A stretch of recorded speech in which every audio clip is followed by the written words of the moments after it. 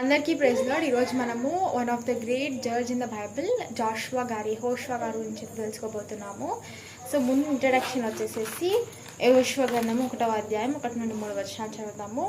యెహోషువ సేవకుడైన మోషే మృతిన తర్వాత యెహోవా నూను కుమారుడును మోషే పరిచారకుడైన యెహోషువను ఇలాగ సెలవిచ్చెను, నా సేవకుడైన మోషే మృతి పొందెను కాబట్టి నీవు లేచి నీవును ఈ జనులందరినూ ఈ యోర్దాన్ నది దాటి నేను ఇశ్రాయేలుకు ఇచ్చిన దేశంలోకి వెళ్ళడి.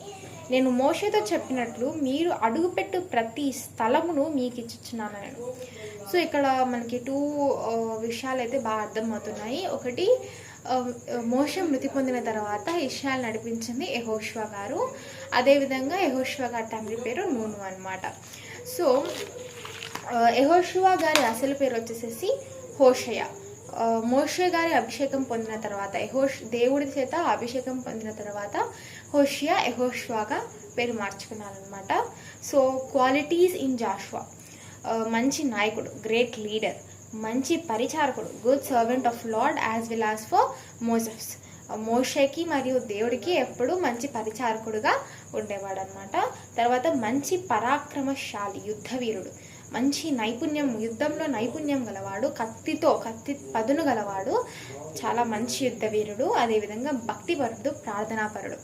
అన్నీ ఉన్నప్పుడు ఒకలాంటి గర్వం ఉంటుంది. కానీ యెహోషువ అలా కాకుండా ఎప్పుడు దేవుని పట్ల భక్తి, అదేవిధంగా ప్రార్థన చేసేవాడు అనమాట. తర్వాత యెహోషువ మోషేకి నమ్మదగిన పరిచారకుడు, మంచి సేవకుడంట. మోషే అనుసారంతో యెహోషువ యుద్ధం చేశాడు. నిర్గమకాండం 17వ అధ్యాయం 8వ వచనంలో మీరు చదివితే మోషే గారు యెహోషువని యుద్ధం చేయమని ప్రోత్సహించారు. అప్పుడు యెహోషువ కత్తివాతితో మొదటి యుద్ధంలోనే అమాలేకీయులను అపహరించారనమాట.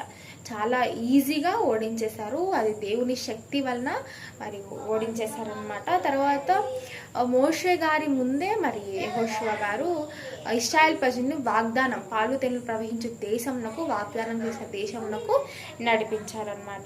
ఈ యెహోషువ గారు ఎఫ్రాయిము గోత్రపు వారనమాట. మోషే గారు ఐగుప్తు దేశంలో పంపిన 12 మందిలో యెహోషువ గారు ఒకరు. మరి ఇద్దరు మంచి వార్త తెచ్చినప్పుడు ఆ ఇద్దరు కాలేబు యూదా గోత్రపు వాడు. అదేవిధంగా యెహోషువ గారు ఎఫ్రాయిము గోత్రపు వారనమాట.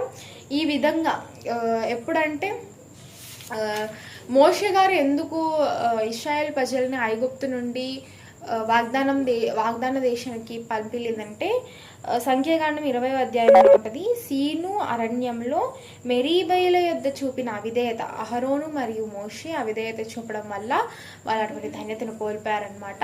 మళ్ళీ దేవుడికి ప్రార్థించినప్పటికీ దేవుడు మరి ఎందుకో మరి వాళ్ళకి అటువంటిది ఇవ్వలేదు. కనుక దేవుడు యెహోషువను ఎన్నుకొని ఇశ్రాయేల్ ప్రజలను వాగ్దాన దేశానికి నడిపించాడు.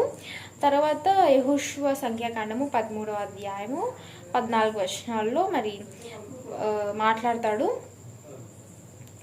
భయపడము, యెహోవా మనకు తోడై ఉన్నాడని సంఖ్యాకాండం 14వ అధ్యాయం 9వ వచనంలో చెప్తూ మరి చాలా చక్కగా లీడర్షిప్ క్వాలిటీస్తో మరి ఇశ్రాయేల్ ప్రజలను వాగ్దాన దేశానికి నడిపించిన వాడు. తర్వాత యెహోషువ యుద్ధంలో ఓడిపోయినప్పుడు దేవుడికి ప్రార్థన చేస్తాడనమాట. సూర్యుడిని గిబియోన్లో నిలువము, చంద్రుడిని అయ్యాలను లోయలో నిలువము అని. అప్పుడు దేవుడు సూర్యుడిని చంద్రుడిని కూడా ఆపేస్తాడు యెహోషువ యుద్ధంలో గెలిచడానికి. కాబట్టి దీనిలో నుంచి దేవుడికి ఎలా ప్రార్థించాలో మనం నేర్చుకోవచ్చు. తర్వాత ఎరికో గోడలు కూల్చడంలో కూడా యెహోషువ పాత్ర ఉంది. మరి ఆ విధంగానే యెహోషువ ఎరికో గోడలను మరి స్తుతించడం ద్వారా మరి ఎరికో గోడలను కొట్టివేసి మరి జయం పొందాడు. సో యెహోషువ పీరియడ్లో యెహోషువ పాలించిన, లేకపోతే యెహోషువ అధికారంలో ఉన్న ఆ న్యాయాధిపతి పీరియడ్లో జనులందరూ దేవుడి మీద ఎంతో నమ్మకం ఉంచి ఒక్కరు కూడా త్రొట్టిల్లకుండా ఉండేవారు. మరి కొంతకాలానికి యెహోషువ గారు మరణించి మరి యెహోషువ గారి సమాధి పేరు తిమ్నస్సెరేహ్ అన్నమాట. ఇది ఇశ్రాయేల్ దేశంలో ఉంది కాబట్టి గమనించగలరు. తర్వాత యెహోషువ గురించి మనం ఇంత తెలుసుకున్నాం కదా. మరి యెహోషువ గురించి మనం నేర్చుకోవాల్సిన 5 విషయాలు ఏంటో క్లుప్తంగా చూస్తాము. దేవుని మీద గొప్ప విశ్వాసం కలిగి ఉండాలి. యెహోషువ లాగా గొప్ప విశ్వాసం అనేది మనకు ఉండాలి.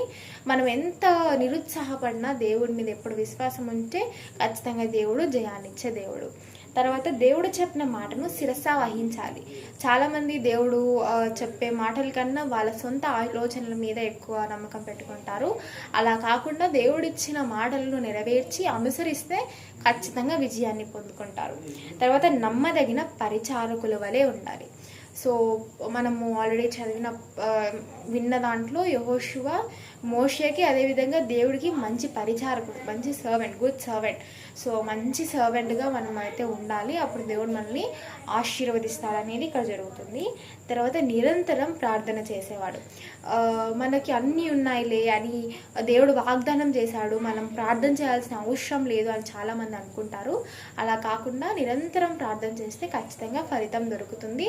దేవుడు తన నిత్య జీవానికి మనల్ని నడిపిస్తాడనేది యెహోషువ నుంచి తెలుసుకోవాలి. దేవుని మార్గంలో నడచాలి. ఖచ్చితంగా యెహోషువ ఎన్ని మార్గాలు ఉన్నా కూడా దేవుడి మార్గాన్ని ఎప్పుడూ విడవలేదు.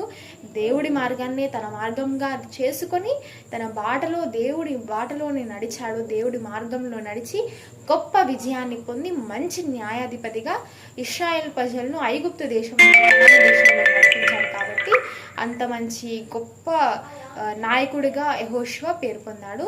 కాబట్టి ఇలాంటి లక్షణాలన్నీ మన జీవితంలో నెరవేర్చాలని కోరుకుంటూ దేవుడి చిన్న వాక్యాన్ని దీవించుగాక.